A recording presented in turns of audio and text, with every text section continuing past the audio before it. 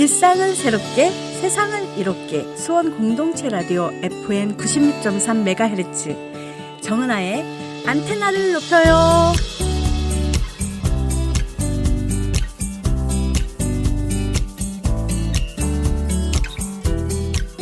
일상을 새롭게 세상을 이롭게 수원 공동체 라디오 FM 96.3 정은아의 안테나를 높여요.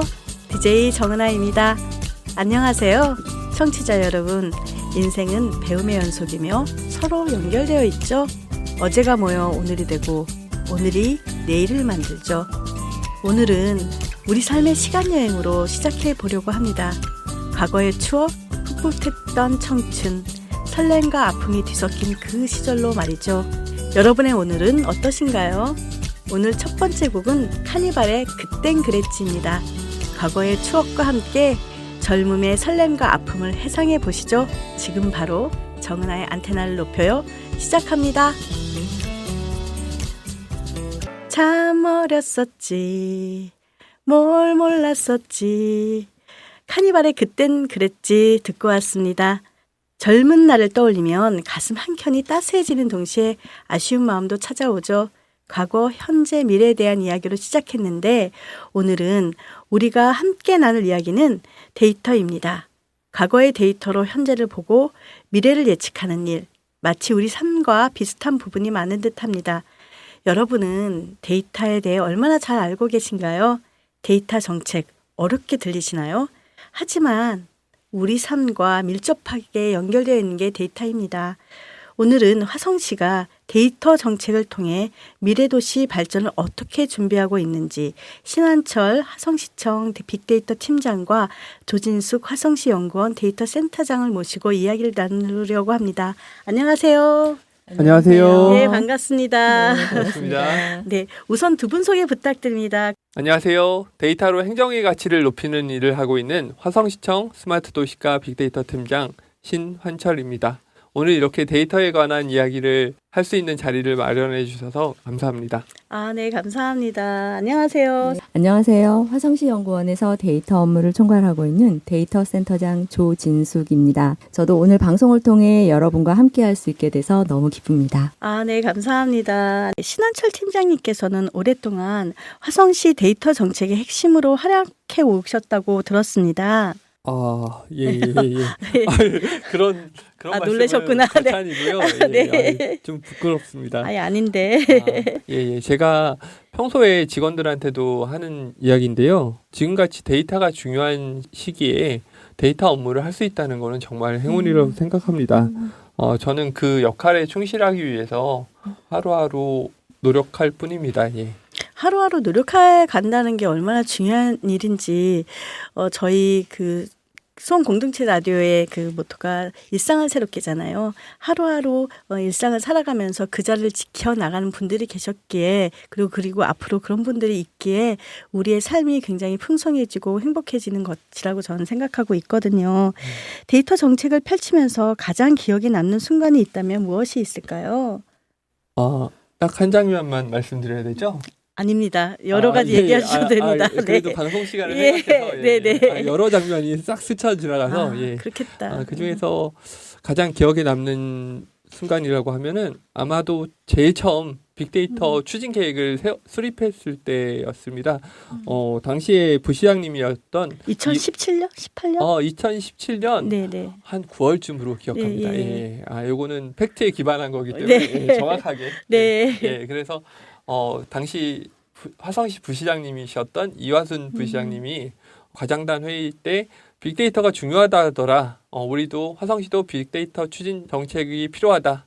한번 해봐라라고 하셨는데 당시에 정보통신과에서 정보통신과장님께서 그 말씀을 들으시고 약간 좀 불안하고 걱정되는 마음을 가득 안고 팀장 회의를 소집하셨습니다. 네. 근데 아시잖아요. 네. 새로운 것들에 대한 두려움. 저희의 두려움은 누구나 있습니다. 네. 그래서 팀장님들이 조금 이제 대답을 안 하고 계시던 차여서 제가 이제 회의가 끝나고 나서 저희 팀장님 한테 찾아가서 제가 한번 해보고 싶습니다라고 말씀을 드려서 데이터 업무를 처음 시작하게 되었습니다. 아, 정보통신과 오래간만에 듣는다.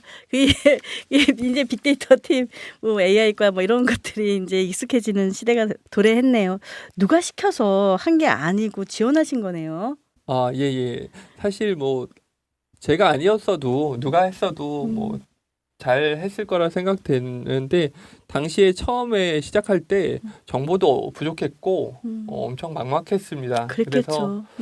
이 행정 분야 그리고 데이터 전문가들은 누구인지 한번 찾아봤고 그리고 민간 전문가 그리고 교수님들을 찾아가서 사실 지금 생각하면 젊었으니까 가능하지 않을까라는 생각이 들 정도로 약간 무모하게 예. 그분들한테 데이터를 배우고 싶다고 얘기를 했고 그분들은 놀랍게도 아주 친절하게 많은 정보를 주시고 저희 화성시에 와서 강연도 해주시고 그래서 제가 이 자리를 빌어서 충북대학교 조한석 네. 교수님과 네. GIS 유나이티드 송규봉 대표님께 감사 말씀 좀 아, 드리고 듣고 싶습니다. 계시죠? 네. 예, 예. 제가 링크를 보내드려야겠습니다. 네, 예, 네. 예. 예, 그렇게 배운 내용을 바탕으로 해서 화성시 빅데이터 추진 계획을 처음 세웠는데 저희 문서들은 정보공개 사이트를 통해서 타 기관에서도 열람이 됩니다. 그래서 그 자료를 보고서 여러 기관에서 전화가 왔어요. 화성시에서 하고 있는 방향에 대해서 공유를 해달라. 이걸 써도 되겠냐? 또는 추가적인 설명이 좀 필요하다. 일반적으로 말하는 보충 자료 같은 것들을 요청하는 경우도 있었고요. 그 계획을 기반으로 해서 다음해 3월 데이터 행정팀이라는 빅데이터 전담 조직이 생기게 되었고 화성시 데이터 정책이 시작되게 되었습니다. 아, 예. 행정에서 데이터를 활용하는 이유는 뭘까요? 네. 아, 예. 행정에서 데이터를 활용한다. 사실 데이터는 우리 주변에 엄청나게 많이 있습니다. 제가 이 스튜디오를 올 때까지 그 휴대폰 신호 데이터도 있고요. 제가 운행을 한 차량에 대한 GPS 데이터도 있겠죠. 특히 행정에서 여러 데이터 활용이 있는데 제가 행정에서 데이터 활용을 한 3가지로 압축해서 한번 설명드리고 싶은데요. 네네. 예. 기본적으로 그 시민들의 니즈를 활용한, 그러니까 이 내용도 다 포함되어 있는 거죠. 아, 맞습니다. 저기 돗자리 펴셔야겠어요. 예. 예. 제가 처음 먼저 말씀드리고자 했던 거는 시민 중심 정책 수립입니다. 네네. 과거에는 경험이나 그 과거 사례를 바탕으로 해서 감에 의존했던 정책 수립 과정을 거쳤습니다. 지금은 보다 과학적이고 효율적으로 데이터에 기반해서 내용을 접근을 하고 의사결정을 하고 있는데요. 실제 시민들이 원하는 것은 무엇인가? 그리고 지금 우리가 하고 있는 정책이 제대로 동작하고 있는가? 효과적인가? 이런 것들을 데이터를 통해서 확인할 수 있게 되었던 것이죠. 그러니까 결정 과정에서 좀 더 논리적인 접근을 하고 데이터를 기반으로 한 합리적인 판단을 한다는 얘기이신 거잖아요. 어떤 정책의 데이터 활용이 도움이 되고 있나요? 저희가 많이 접하는 사례를 좀 말씀드리고 싶은데요. 네. 매일 이용하는 도로, 교통 혼잡 완화 정책을 위해서 과거에는 단순한 차량 통행 양을 기준으로 정책을 마련을 했습니다. 그래서 실제로 교통량 조사도 사람이 도로가에 나가서 이 카운트를 한 대 한 대 이렇게 세는 굉장히 지금으로 생각하면 원시적인 방법으로 했는데요. 네, 해봤습니다. 네. 정말요? 네네. 네. 그게 사람의 집중력에 한계가 있는지라 그리고 쌩쌩 지나가는 차를 어떻게 얘가 3대였고 4대였고 되겠습니까? 그래서 그런 부분에 대한 누락이나 오류도 당연히 있을 수밖에 없었는데 이제는 차량 GPS 데이터 그리고 교통카드 데이터 그리고 통신사 유동인구 데이터 등을 통해서 시민들이 이동하는 패턴을 파악하고 이를 통해서 신호등 조절, 버스 노선 개편 등 교통정책을 개선하고 있습니다. 이러한 데이터 기반 정책을 통해서 교통 혼잡을 줄이고 시민들의 이동 편의를 높이는 데 집중하고 있습니다. 아, 네. 현장을 나가지 않았는데 현장을 잘 들여다볼 수 있게 되었다는 이야기잖아요.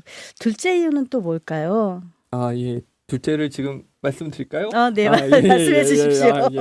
둘째는 네. 행정 서비스 효율성을 높일 수 있다는 저 점입니다. 잠깐만요. 예. 둘째, 아니, 꼭 예. 자식 얘기하는 것 같습니다. 첫째는 어떻고요? 둘째는 어떻고요? 예. 깨알 같은 홍보를 하자면 화성 씨가 네. 아이 2명을 갖자는 캠페인을 벌이고 있습니다. 예. 틈새 전략입니까, 예, 지금? 예. 이거 중요한 시책이기 예, 때문에. 화성시에 아이 둘, 예. 화성시에 사신 여러분, 아이 둘 꼭 낳으셔야 합니다. 예. 감사합니다. 네. 예. 그 둘째 이유는 뭘까요? 예. 행정 서비스 효율성을 높인다는 점인데요. 네. 과거에는 서류 처리를 할 때 번거로운 행정 절차가 많았습니다. 신청서를 써야 됐고 그 신청서에 대한 도장도 받아야 됐고 그런데 데이터 활용을 통해서 이제는 간편하고 빠른 여러 가지 서비스를 받을 수 있는데요. 예를 들어 온라인 신청 서비스, 맞춤형 행정 서비스 등이 이에 해당합니다. 이전에는 시민들의 이제 활용하고 있는 이제 가지고 있는 실제 사용하고 있는 데이터들 그리고 정보보다 정책이 너무 뒤늦어져서 그건 답답함이 되게 많았었는데 이제는 시민들 니즈에 맞춰가고 있다는 느낌을 좀 솔직히 느껴지고 있거든요. 예, 실제로 어떤 서비스가 개선되었는지 궁금합니다. 예. 이제는 누구나 이용하는 민원 24를 통한 등본 발급이 일반화되어 있습니다.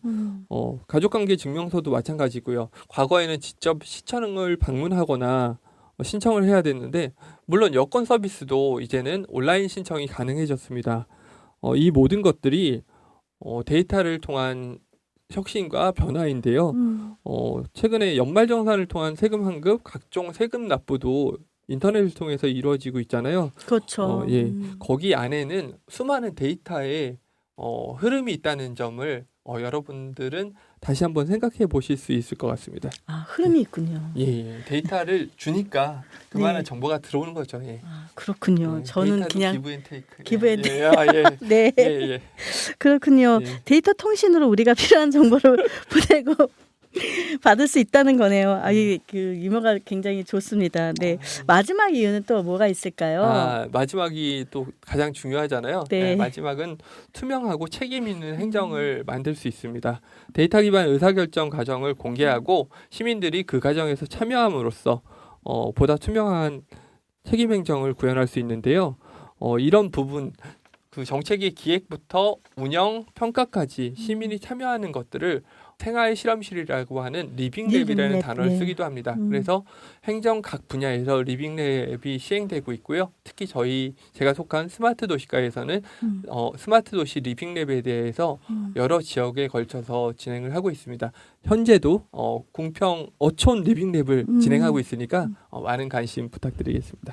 리빙랩을 순 우리말로는 생활 실험실이라고 표현을 해요. 우리가 살아가는 삶과 환경을 실험실로 설정하고 공동의 문제의 해법을 찾아보려는 시도가 바로 리빙랩입니다. 그곳을 터전으로 살아가는 평범한 사람들 모두가 실험의 참여자이자 설계자로 함께 해법을 찾아 나가는 이야기예요. 정보통신 기술 등의 과학기술이 더해지면서 혁신적이며 그리고 유지 가능한 해법을 찾아볼 수 있다는 그 혁신의 활기를 불어넣을 수 있는 게 바로 리빙랩이라고 하더라고요. 근데 사실 현실과 이상은 조금 괴리가 있긴 합니다. 근데 그 데이터 기반으로 해서 그 무언가를 찾아내고 그것들을 문제 해법을 찾아가는 거는 굉장히 혁신적인 그런 측면이고 실제로 지금 뭐 화성도 얘기를 하셨지만 수원도 메탄 쪽에서도 여러 가지의 과제들을 리빙랩 사업으로 진행하고 있습니다. 제가 말씀드리는 거는 그 과정 자체가 복잡하고 지난한 과정을 맞아요. 거쳐서 성과를 내기 때문에 이 모든 맞아요. 것들에 대해서 굉장한 노력이 필요하다. 그렇죠. 이 부분 강조드리고 싶습니다. 네, 너무나 중요한 얘기를 하고 계시는 거라고 생각해요. 그 데이터를 활용하면 빅데이터 분석이 떠오르는데 빅데이터 분석이 무엇인지 설명해 주실 수 있으세요? 예. 데이터에 대해서는 굉장히 친숙해졌는데 네네. 그래도 빅데이터 분석이라고 하면 전문 영역이라고 생각하시는 분들이 있어요. 근데 네. 이전에도 데이터 분석은 있었고요. 다만 그 데이터의 가지나 종류 뭐 이런 숫자가 좀 적을 뿐이었는데 제가 신규자 대상 교육을 진행한 적이 있는데 데이터 분석 과정을 요리에 비유해서 설명을 해봤습니다. 요리와 데이터는 겉보기엔 전혀 다른 분야 같지만 어떤 관계가 있을까요? 저희가 보통 요리를 할 때 가장 먼저 하는 게 뭡니까? 장을 봐야 되잖아요. 아, 네네네. 예, 요리에는 재료 준비가 필요합니다. 음. 데이터 분석도 제일 처음 시작 단계가 데이터 수집 단계입니다. 그래서 재료의 다양한 종류가 있듯이 데이터도 그 특성에 맞게, 그 목적에 맞게 딱 맞는 데이터를 수집을 해야 되는 부분이 중요합니다. 그럼 재료가 좋아야 하듯이 데이터 분석에는 데이터의 질이 또 중요하겠군요. 그럼요. 그 썩은 식재료로 이연복 셰프가 와도 네. 그게 뭐 향신료로 맛을 죽일 수는 있을지언정 나중에 알게 되면 그게 얼마나 불쾌하겠습니까? 네. 데이터 분석에는 좋은 데이터가 중요하고요. 네. 실제로 미국의 한 보고서에 의하면은 데이터 수집 정제에서 데이터 분석 과정에 80%의 시간과 노력을 투입한다는 연구 결과도 있고요. 데이터를 수집하고 좋은 데이터를 만드는 과정을 저희가 데이터 정제라는 표현을 써서 설명합니다. 네, 정제라고 하니까 소금이 생각나는군요. 저는. 정제염이 중요하죠. 네네. 예. 그럼 재료를 준비한 후에는 어떻게 해야 할까요? 다음에는 요리법을 생각해야 됩니다. 레시피를 통해서 재료는 어떤 비율로 섞고 어떤 순서로 조리해야 되는지 이게 중요한데요. 데이터 분석에서는 알고리즘이 그 역할을 합니다. 알고리즘에는 이 데이터를 어떻게 바라봐야 되는지, 어떻게 나눠야 되는지, 어떻게 해석해야 되는지를 알려주게 되고요. 데이터 모델링 과정을 통해서 데이터 알고리즘을 설계하는 것들이 데이터 분석가의 가장 중요한 역할 중에서 하나입니다. 와, 정말 요리와 데이터 분석이 밀접하게 연결되어 있다는 것을 알게 되었습니다. 이 과정이 끝이 아닌 것 같아요. 실제로 플레이팅도 중요하지 않습니까? 예. 플레이팅이라는 단어를 혹시 익숙치 않은 분들을 위해서 예쁜 접시에 네. 음식을 내는 거를 얘기를 하고요. 그렇죠. 네. 사실 우리가 호텔 요리에 비싼 돈을 지불하는 것들도 그 분위기와 이런 격식을 그 돈을 주고 사는 거가 아닌가 생각이 들고요. 데이터 분석 결과를 전해서 의사결정을 돕는 커뮤니케이션 능력이 플레이팅 과정입니다. 그래서 분석가에게 있어서 여러 가지 소양이 필요한데요. 네네. 커뮤니케이션 능력이 굉장히 중요하고요. 그래서 분석가는 인문학적 소양도 갖춰야 된다고 생각합니다. 네, 흥미롭네요. 데이터가 요리와 비슷하다는 이야기를 재밌게 들었습니다. 이제 저도 다른 사람에게 데이터 분석에 대해서 설명할 수 있을 것 같아요. 요리와 많이 비교하니까. 알려주세요. 예. 네네. 여러분은 지금 일상을 새롭게, 세상을 이롭게 수원 공동체 라디오 FM 96.3 정은아의 안테나를 높여요를 듣고 계십니다. 저는 DJ 정은아입니다. 오늘은 신한철 화성시청 빅데이터 팀장님과 조진수 화성시 연구원 데이터 센터장님을 모시고 이야기를 나누고 있습니다. 노래가요. 평소에 알고 있었던 노래인데 노래 선곡하신 이유가 계세요? 예. 사실은 평소 음악을 즐겨 듣긴 한데 이 음악은 2007년에 개봉한 음악 영화 원스에서 원스. 나오는 주제가입니다. 그 당시에 이 노래가 흘러나올 때 장면이 그 두 남녀 주인공이 서로를 이해하고 연결되는 그 장면에서 나오는데요. 제목에서 느끼듯이 Falling Slowly, 모든 거는 기다림이 필요하다. 그래서 삶에 대해서 조금 더 인내심을 가지고 대하듯이 데이터에 대해서도 인내를 가져야 된다, 이런 말씀을 좀 드리고 싶어서 본인의 이야기군요. 예. 네. 인내가 중요합니다. 예. 네네. 이 데이터에 대한 전반적인 이야기를 들었어요. 그렇다면 데이터는 행정 어떤 분야에 활용되고 있는지 자세히 설명해 주시면 감사하겠습니다. 예. 제가 행정 어떤 분야라는 질문에 대답을 못할 정도로 거의 모든 분야에서 이용되고 있습니다. 그렇죠. 네. 대표적인 분야는 교통, 안전, 환경, 교육, 복지, 경제 등을 뽑을 수 있는데요. 일단 교통 분야에서는 사고 예방, 대중교통 이용률 증대 등을 위해서 데이터를 활용하고 있습니다. 네. 교통 흐름을 제어하고 교통사고 발생 가능성이 높은 지역을 파악해서 우선 조치하고 있고요. 지난해 경기도청과 함께 회전 교차로에 대한 지능형 회전 교차로에 대한 정보와 그리고 차량 GPS 데이터 등을 활용해서 교통신호 최적화 모델을 인공지능 기반으로 만든 바 있고요. 네. 또한 노선별, 정류장별, 승하차 인구, 그리고 구간별 속도 등을 통해서 대중교통 이용객의 패턴을 확인하고 그리고 버스 노선 개편이나 버스 정류장 설치 등을 직접적으로 시행을 하고 있습니다. 어쩐지요. 화성시청 가는 길이요. 시간이 엄청 단축됐습니다. 이런 데이터 기반이 아, 네 예. 반영이 된 결과이지 예, 않을까 이런 더 생각이. 노력하겠습니다. 아, 예, 네, 예. 한 10분 안으로 부탁드립니다. 아, 예. 수원에서 드론 택시를 띄워드려야 되겠네요. 예. 아 실제로 아. 드론 택시 지금 아, 중이잖아요. 맞습니다. 네네. 예. 공공 드론 팀이 이번에 새로 생겼습니다. 아 그래요. 아, 예. 또 깨알같이 말씀드리자면은 네. 공공 드론 팀이라는 화성시에서요. 네, 전담팀이 생겨서 오. 곧 있으면은 화성에서 음. 드론으로 다양한 활동을 펼칠 날이 머지않았습니다. 아, 네. 너무 기대가 되는 게 많고요. 안전 분야에는 또 어떻게 적용되고 있나요? 아, 예. 안전은 또 제가 속해 있는 부서 스마트 도시과랑 굉장히 관련이 많습니다. 네. 안전은 범죄 예방, 재난 대비, 시민 안전 확보 등을 위해서 데이터를 활용하고 있는데 네. 제가 속한 스마트 도시과 안전 영상팀에서 CCTV 설치 및 운영을 담당하고 있습니다. 예를 들어 범죄의 발생률이 높고 가로 보안 등이 어두운 지역을 우선적으로 파악해서 CCTV를 설치한다든지 방범 순찰대의 활동을 강화한다는 활동을 통해서 시민의 안전을 좀 더 높이고 있고요. 네. 그리고 로고젝터라고 혹시 저는 들어보셨나요? 지금 예.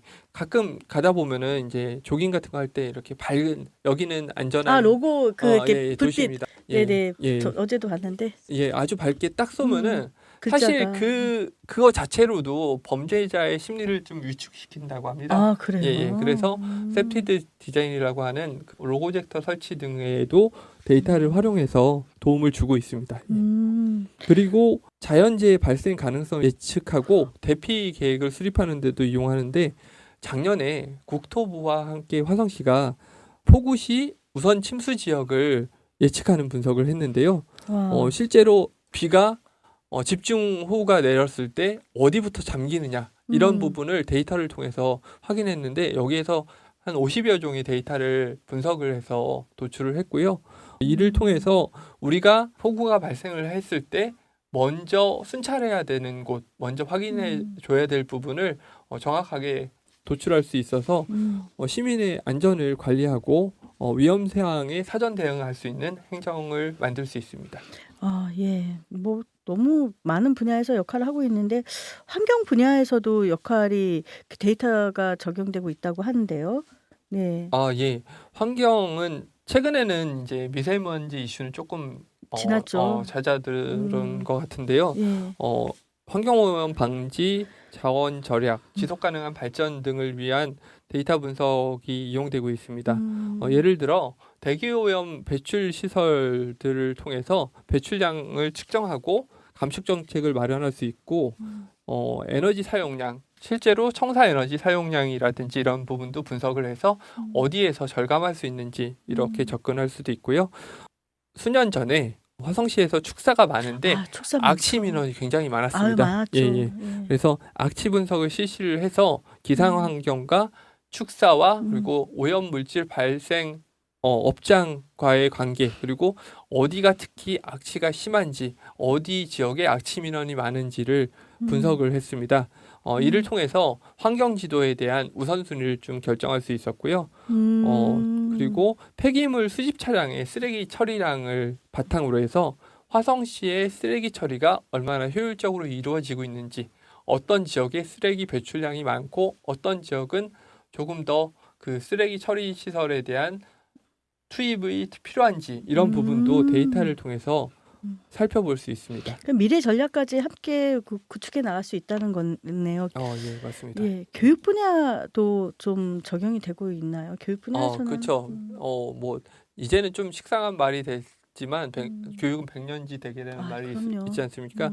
교육 분야에서도 사실은 데이터를 통한 변화가 가장 빠르게 오는 곳입니다. 그래서 화성시는 학력 인구를 기반으로 해서 화성시의 어떤 지역에 학교가 뭐 초, 중, 고가 얼마나 필요한지 이런 부분을 분석을 하기도 하고요. 그리고 작년에는 이제 데이터 정책과 데이터 행정 사례 그리고 생성형 AI 활용에 대한 주제로 화성오산 교육지원청과 협의를 해서 신청을 받은 학교에 제가 나가서 강의를 했는데요. 당시에 이제 제 이야기를 처음부터 끝까지 집중해서 눈을 반짝거리면서 듣고 있던 학생들의 얼굴이 떠오릅니다. 네네. 그 얘기가 정말 분야별로 정말 많은데 복지 또한 빼놓을 수가 없죠. 복지가 가장 정말 데이터 적용이 되게 많이 되는 부분이고 우리 또 팀장님께서 이 부분에 최근 연구를 그 데이터 이제 연구를 하고 계시는 걸로 알고 있는데 네네. 복지는 사실은 행정의 전체 예산 중에서 복지에 대한 예산이 가장 많습니다. 그 지역에 따라서 다른데 보통 30에서 40% 정도가 복지 관련 예산이라고 볼 수 있습니다. 특히 복지는 저소득층, 노약자, 장애인 등 생애 주기별 관리가 필요하고요. 네. 그들에 대한 지원을 강화하고 사회 안전망을 구축하기 위한 데이터 활용이 필수적입니다. 실제로 보건복지부에서는 20여 종의 데이터를 바탕으로 해서 복지 사각지대를 발굴하고 그 부분에 대한 현장 점검을 실시하고 있습니다. 네. 그리고 최근에는 심각한 사회 문제로 대두되고 있는 고리분둔 네. 문제가 있습니다. 고리분둔 위기가정 같은 경우는 일반적인 전통적인 복지에서는 그들이 지원을 바라는 신청 중심의 복지였다면 고리분둔 같은 경우는 신청에 대한 수요가 없습니다. 이 말인즉 그들은 숨으려고 할 뿐이지 그쵸. 자기에 대해서 관심을 갖는 것 자체를 꺼려하기 때문에 다른 방식의 접근이 필요합니다. 그래서 화성시에서는 고리분둔 복지 개선에 대한 부분도 데이터를 바탕으로 해서 좀 연구를 하고 있고요. 저희가 계속적으로 이 아이템은 중요하기 때문에 조금 더 발전시켜서 좋은 국가 사업으로 진행할 네. 수 있도록 준비를 하고 있습니다. 네. 그 화성시는 이제 홀로 살고 계시는 분들이 몇 프로인지 모르겠지만 30-40% 되는 걸로 알고 있어요. 네. 근데 그뿐만 아니라 이제 복지가 필요하고 도움이 필요하지만 숨으려고 하는 운둔 생활자에 대한 지원을 통해서 이분들을 바깥으로 사회로 그 이제 나오게 하는 역할들을 데이터 활용을 통해서 이루어진다고 하면 정말 긍정적인 결과가 나오지 않을까 생각이 듭니다. 맞습니다. 그 고리분둔 문제는 우리 누구에게나 다가올 수 있는 그럼요. 부분이고요.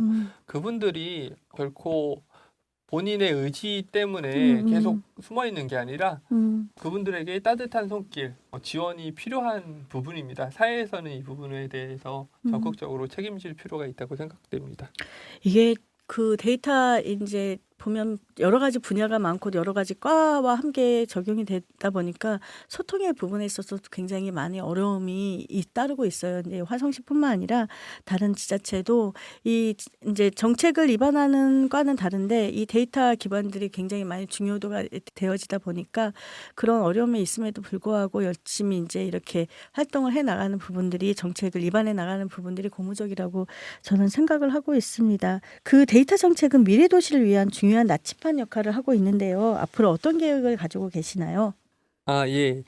지금까지 해왔던 것들을 충실히 하고요. 네. 저희가 조금 부족했다고 느끼는 부분이 시민 참여였습니다. 모든 행정에서 시민 참여는 중요한데요.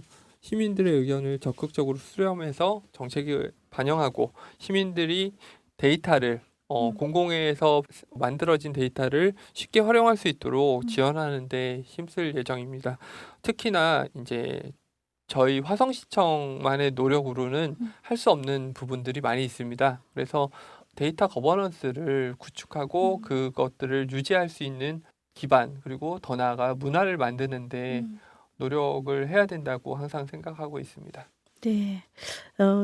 헌신적인 노력에 감사드리고요. 앞으로 화성시 데이터 정책이 더욱 발전할 것으로 기대하고 있습니다. 데이터 이야기를 한참 듣다 보니까 요즘 가장 큰 관심이 되는 것이 인공지능 이 부분도 좀 중요한데 인공지능 시대가 다가오면서 데이터 활용의 중요성이 더 커지고 있는 것 같아요. 화성시에서는 인공지능 시대에 대비해서 어떤 준비를 하고 있나요?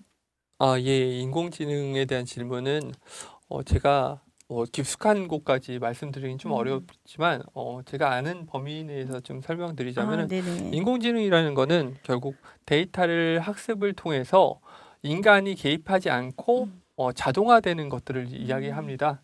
그래서 화성시 같은 경우 이번에 4월 15일 조직 개편 때 전국 기초자치단체 최초로 AI 전략과 AI 전담부서죠. 네. AI 전담부서가 신설이 됐고요. 그 부서에서는 AI 정책에 대한 컨트롤 타워 역할 그리고 AI의 올바른 활용 그리고 AI의 행정 활용 적용 확대 등을 위해서 노력을 할 계획으로 알고 있습니다. AI과가 전략과가 어떻게 만들어진 거예요? 아, 예.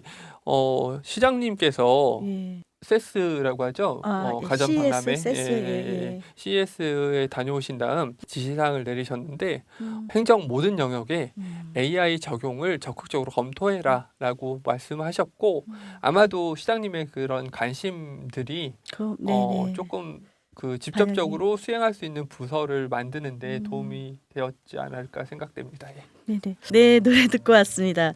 역시 백만 특례시를 준비하는 화성시답군요. 예, 우측에 우리 이제 신한철 빅데이터 팀장님 그리고 우리 좌측에 이제 이렇게 화사하게 오늘 파란색 옷을 입고 오셨는데요. 화성시 연구원 데이터 센터장님이 함께해서 든든합니다. 데이터 정책 및 인공지능 시대에 대한 준비가 잘 되어 가고 있구나 이런 마음이 들고 있고요. 시청 이야기를 들었으니까 이제 오늘 함께 해주신 데이터 센터장님께서 연구원 이야기를 듣고 싶어요. 네. 네, 안녕하세요. 화성시 연구원 데이터 센터장 조진숙입니다. 네. 화성시 연구원 데이터 센터는 언제 어떻게 설립되었는지 설명해 주실 수 있으실까요? 네, 화성시 연구원은 화성시 출연 정책 연구기관으로서 작년 2023년 7월에 개원을 했습니다. 네. 동탄에 있는 인큐베이팅 센터 4층에 위치하고 있고요. 저희는 3실 2센터 조직을 가지고 있습니다. 3개의 실은요. 기획경영실, 그리고 도시환경연구실, 그리고 경제사회연구실인데요. 연구실에서는 저희 화성시에 관련된 환경, 도시, 교통, 관광, 산업, 일자리, 복지, 재정, 교육 등 시민의 삶의 질 향상과 도시 발전을 위해서 연구를 진행하고 있습니다. 아, 예. 이 센터에 데이터 센터가 있겠군요. 다른 하나는 또 뭔가요? 네, 화성학센터인데요. 네네. 화성학센터는 저희 화성시가 정조의 효 실천을 위한 어떤 역사적 상징성을 지니고 있는 지역이잖아요. 네네. 그래서 그러한 지역학 사료를 발굴하고 아카이빙을 통해서 화성 시민의 어떤 정체성을 확립하기 위해 설립된 센터입니다. 아, 데이터 센터는 그럼 어떤 역할을 하고 계신가요? 네, 데이터 센터는 저희 화성시 연구원이 앞서 저희 이제 신한철 팀장님께서 말씀하셨던 화성시가 여러 시 정책을 이제 시행을 하고 있는데요. 네네. 그런 정책들이 데이터 기반으로 연구될 수 있도록 연구를 위한 데이터를 지원하는 그런 역할을 수행하는 것이 화성시 연구원 내의 데이터 센터의 주 역할이라고 할 수 있습니다. 아, 예. 최근에는 화성시 사회조사 데이터를 활용해서 시민의 삶의 질 연구를 하고 있고요. 또 시에는 통계 연보라는 그 기본 통계가 굉장히 많이 누적되어 있습니다. 그래서 네. 화성시 전체의 어떤 50년 또 30년의 역사를 살펴볼 수가 있거든요. 그래서 그런 기초 통계 데이터를 의미 있는 영역들을 좀 추출을 해서 그것을 화성시의 변화와 발전을 분석하고 하는 그런 일들을 하고 있습니다. 저기 데이터 센터는 어떻게 운영되고 있나요? 저희 데이터 센터는 연구원이 생기면서 연구원장님의 직속 조직으로 구성이 되었는데요. 시장님께서도 데이터의 중요성을 늘 강조를 하셨기 때문에 지자체 연구원 중에 최초로 설립 때부터 데이터 센터가 함께 조직이 되었습니다. 아, 그 데이터 센터가 아까 이제 화성시 이제 빅데이터 관련된 내용을 들었는데 어떤 협력을 하고 있나요? 네네. 네. 저희 데이터 센터와 화성시의 빅데이터 팀과는 네네. 긴밀한 협력 관계를 가지고 있습니다. 빅데이터 팀과 매월 정례 회의를 통해서 정보를 공유하고 그리고 공동 추진 업무 등을 논의를 하고 있고요. 그리고 시, 연, 학의 데이터 협력 및 공유 네트워크 구축, 공공 데이터 활성화 포럼 개최, 세미나, 공모전 개최, 또 학생들과 함께하는 데이터 드림 축제, 지역대학 협력 사업 추진 등을 함께 추진할 계획입니다. 아, 연구원 데이터 센터가 함께하니까 전문성이 배가 되겠네요. 데이터 센터의 미래 비전 무엇이 있을까요? 네, 데이터 센터는 앞으로도 화성시청과 더욱 적극적으로 협력을 할 예정이고요. 대한민국 1등 화성 특례시 100만 시민의 싱크탱크로의 목표로 정책 연구가 원활히 진행되도록 최선을 다해서 데이터 지원을 할 예정이고요. 또 더 나아가서 편리하고 안전한 시민의 삶을 위한 어떤 스마트 도시로의 발전, 또 인공지능 사회로 발전에 기여하는 데이터 센터가 되도록 노력하겠습니다. 설명을 듣고 보니까 정말 중요한 조직이고 큰 역할을 하고 계시겠다. 그리고 앞으로도 큰 역할을 해야 하는구나. 밤에 잠이 안 오시죠? 네, 맞습니다. 조진숙 센터장님의 꿈, 그리고 화성 씨의 꿈, 그리고 데이터 센터 모든 꿈을 응원합니다. 오늘 화성시 데이터 정책과 화성시 연구원 데이터 센터에 대해 자세히 알아보았습니다. 데이터는 미래 사회 발전의 중요한 동력입니다. 화성시는 데이터 정책을 통해 시민들의 삶의 질을 높이고 지속 가능한 발전을 이루기 노력하고 있네요. 팀장님, 마지막 한 말씀 네. 부탁드릴게요. 오늘 생전 처음 하는 경험이었는데 네. 너무 감사드리고요. 제가 교회를 열심히 다니는 아버지께서 저를 위해서 항상 기도해 주시는 기도 제목이 있습니다. 네. 바로 만남의 축복인데요. 그 덕분인지 좋은 분들을 만나고 함께 일할 수 있는 행운을 많이 얻게 되는 것 같습니다. 함께 땀 흘려서 일하고 있는 스마트 도시 과장님, 김명수 과장님 감사합니다. 예.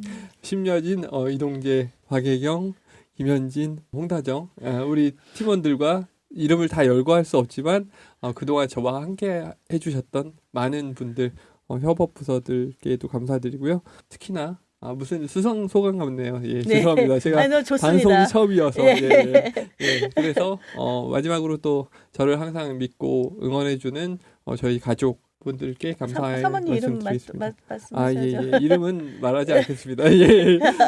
집에 가서 이름 얘기한 거에 대해서 책 잡히고 싶지 않아서 이름은 정리하도록 하겠습니다. 네. 예. 감사합니다. 네. 우리 센터장님 처음 만나서 되게 반갑고 앞으로도 계속 소통을 하고 싶어요. 저도 너무 좋습니다. 네. 방송하시면서 소감 그리고 혹시 하실 말씀, 이게 정책이 굉장히 중요한데 시장님께 지원을 바란다는 그런 멘트라든가 이런 거 해주시면 감사하겠습니다. 네. 저희 팀장님께서 먼저 말씀을 하셔서 저희는 이제 저희 화성시 연구원 지금 너무 많은 인원이어서 다 호명할 수가 없어서요. 제가 화성시 연구원 가족들과 함께 할 수 있어서 너무 행복하고 감사하다는 말씀 먼저 드리고, 저희 그 화성시청의 스마트 도시과 빅데이터 팀 우리 팀장님을 비롯해서 만나게 된 것에 대해서도 제가 너무 기쁘게 생각하고 감사하며 일하고 있습니다. 네, 지금 저희가 데이터의 중요성에 대해서 팀장님과 제가 이렇게 열변을 토했는데요. 저희 화성시 연구원의 데이터 센터에 지금 인력 충원 필요하고요. 네, 인프라 구축도 필요합니다. 네. 더 많은 지원과 관심 부탁드리겠습니다. 감사합니다. 네, 감사합니다. 제가 저기 한 말씀만 더 드리면 한 말씀 있습니까? 예. 네. 말씀을 듣고 보니까 사실 데이터가 중요하지만 여러분들에게 데이터 오늘 이야기를 들어보시니까 좀 어떠셨나요? 데이터에 대해서 더 궁금하거나 데이터에 대해서 무언가를 함께하고 싶으시다면 언제든지 열려 있습니다. 예, 화성시청 스마트 도시과 데이터 팀 찾아주십시오. 예, 감사합니다. 데이터 정책의 처음을 열어가고 있는 두 분을 오늘 여러분 만나고 계십니다. 그 데이터 정책에 대한 시민 여러분의 관심과 참여 부탁드립니다. 오늘 방송 들어주셔서 감사하고요. 다음에는 더 좋은 소식 가지고 찾아뵙겠습니다. 두 분도 초대 응해주셔서 감사합니다. 감사합니다. 감사합니다. 정말 유익한 시간이었어요. 여러분 다음 시간에 만나요.